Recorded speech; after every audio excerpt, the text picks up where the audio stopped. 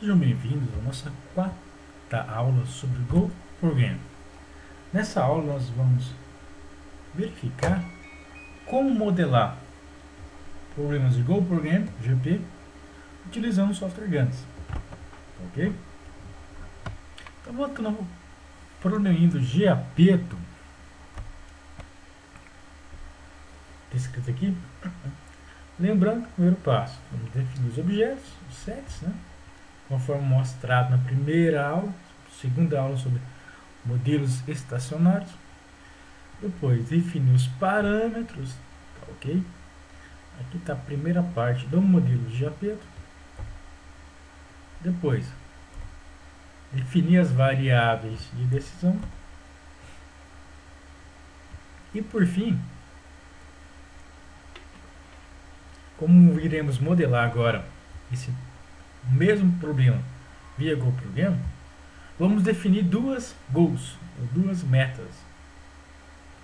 A primeira delas com relação ao GoH1, que é a margem de contribuição, e a segunda meta é com relação ao consumo dos recursos J.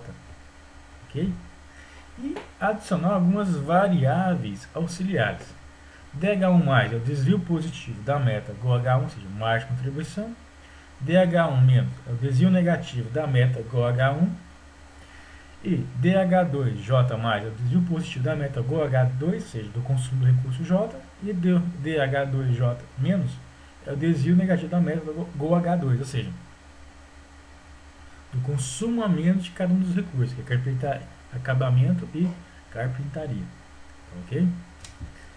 Então vamos avançando aqui. Aqui nós temos como que ficaria essa função usando o modelo WGP e a parte das restrições. Lembrando que T- e D+ correspondem às variáveis de desvio positivo e negativo. Desculpa. Variável de desvio negativa e variável de desvio positivo, tá ok? E lembrando-os que comanda se o recurso será consumido a mais ou a menos é a forma que é composta a função objetivo. E aqui nós temos a forma mais amigável. Nesse caso aqui nós temos três variáveis de desvios.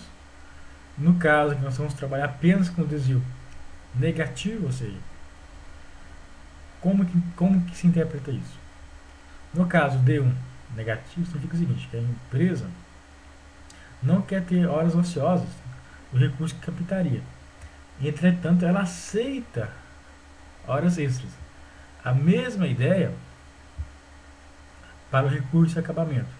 E no caso do D3- aqui é com relação à margem de contribuição, ou seja, a empresa deseja pelo menos ter R$ 180 de margem de contribuição, mas ela aceita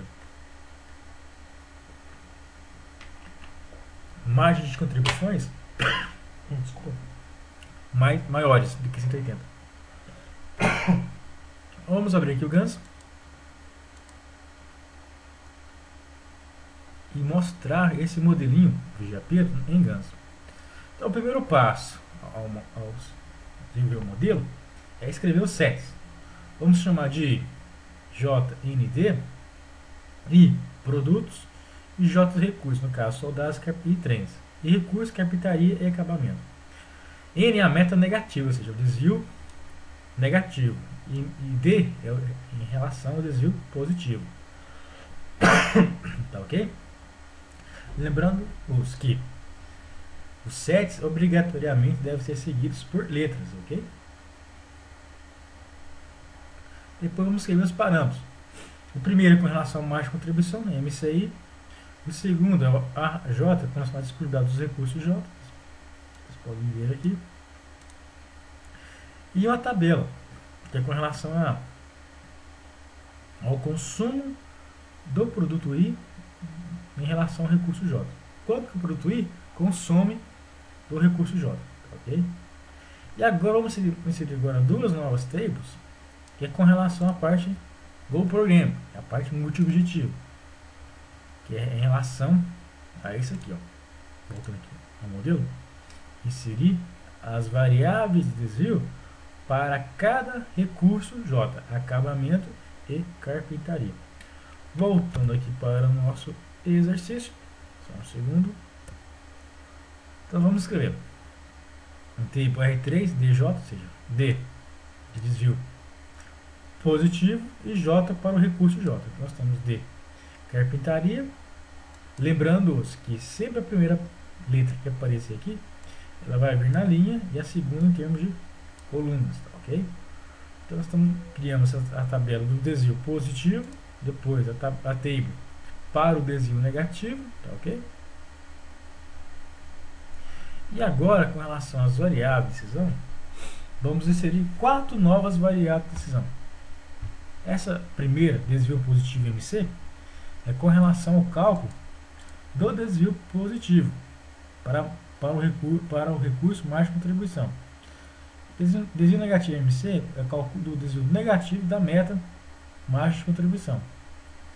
E os próximos aqui, o desvio PROD P, é o cálculo do desvio negativo para a meta de produção, no caso de consumo, e o outro é o cálculo da meta positivo para também a meta de consumo. E logicamente essas variáveis devem ser positivas.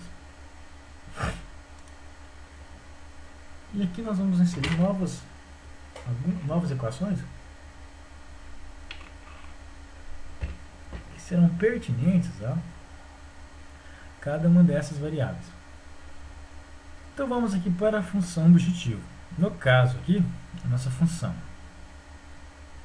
será correspondente a margem de contribuição, voltando aqui ao exercício, a D1 menos D2 e D3 menos, para cada um desses recursos aqui, tá ok?